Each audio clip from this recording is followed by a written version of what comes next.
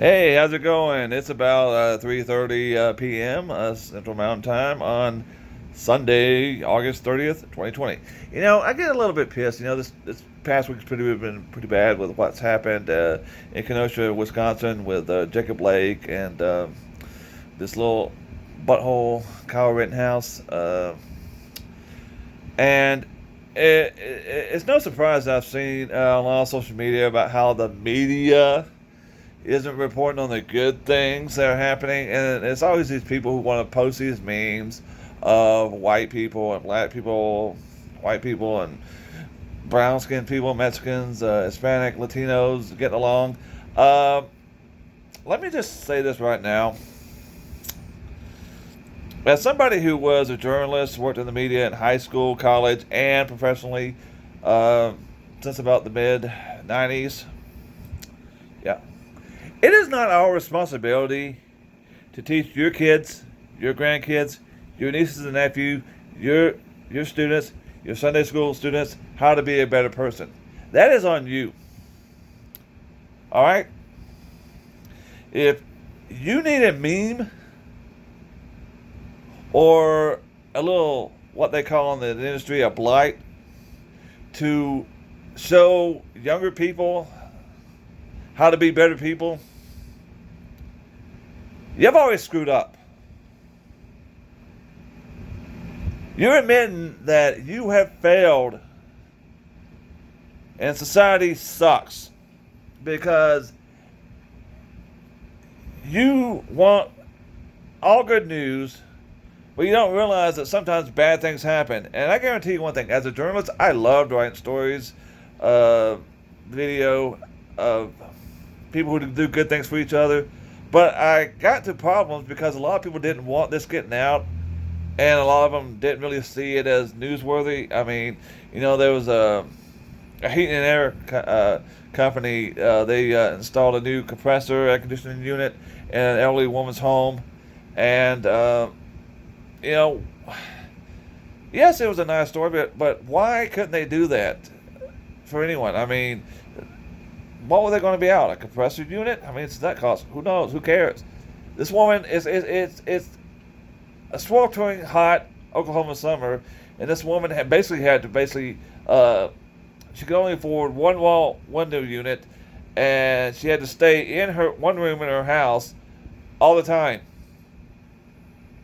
And the fact that no one else wanted to help her says a lot about our society. The fact that we see people on the streets begging for food, and our immediate assumption is that they're going to use that money to buy drugs, to buy alcohol, or they're just scamming us, says a lot about our society. So I want to know why you think it's the media's responsibility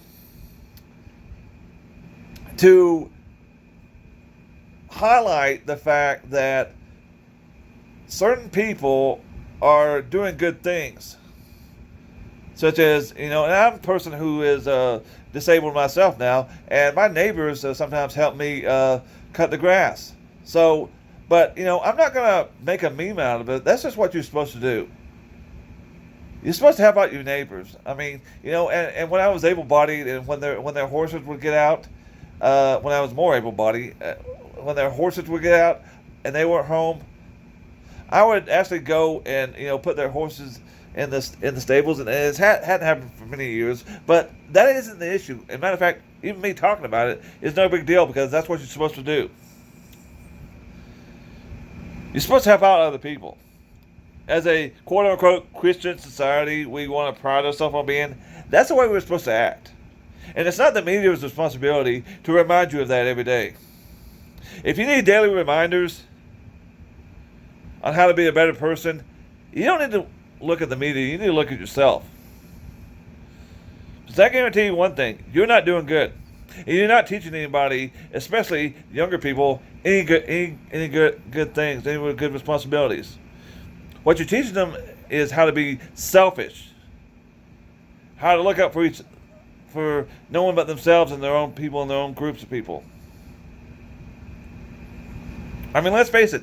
You'll post all this stuff on social media, and you'll tout yourself how you're a great Christian person. But I guarantee you one thing: you still lock your doors a little bit prematurely when you see a bunch of black people walking through the parking lot, a bunch of Hispanic Latinos. And I guarantee you one thing: you get in an elevator with a Hispanic person or a black person or somebody with long hair like me, and I guarantee you something: you collect your purse like it's a gold brick.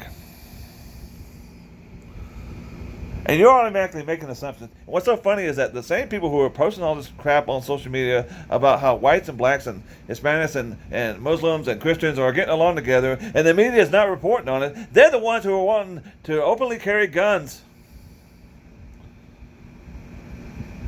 And I don't understand that. I don't understand how Christian people in this country, or supposed Christian people, believe highly, deeply, religiously, and beating the crap out of their kids for spilling Kool-Aid on the floor. How they want to carry 45 caliber handguns, AR-15 rifles to go buy eggs and milk and cereal. I mean, what are you trying to subconsciously tell people? That you're a bad person? That you need this goodness in your life because you're a horrible person and you have failed? Now as an adult, and I guarantee you one thing, the media isn't the problem. If you don't like seeing violence in the media, if you don't like seeing I'm not saying riots, protesting, the riots are the assholes who loot cities after games are won. But if you don't like seeing that, why don't you do something about it? And by that I mean don't take a gun where you don't belong. If you drive 25, 30 miles somewhere where you're not a resident of that town or that state, you don't know anybody in that vicinity who might be in harm, then what's the point of being there? Otherwise, you're looking for a fight. You're looking for a reason. So like I said, it is not our responsibility in the media to make you feel like you're a better person. Like your kids should live in a society that you have put up so many barriers, so many boundaries, so many restrictions, that all you really care about anymore is reading nice stories about guys who tip waitresses or servers $100 for coffee and a cooler. I mean, what you want is to pat yourself on the back when you don't deserve it. You have not done anything to deserve reading these nice stories, seeing these nice videos on social media, on YouTube, and on the news about people helping out each other. Because you hadn't done anything.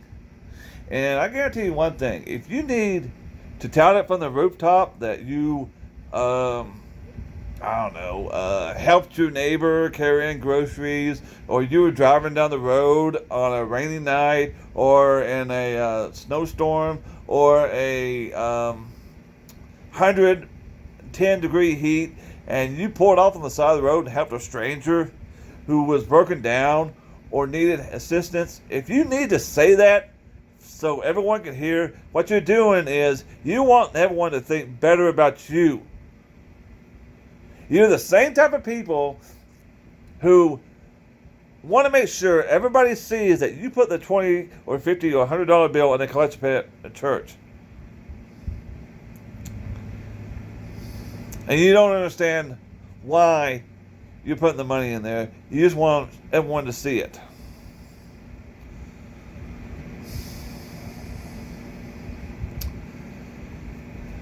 You just don't care. And you're telling other people that they don't care when they actually care more and better than you do.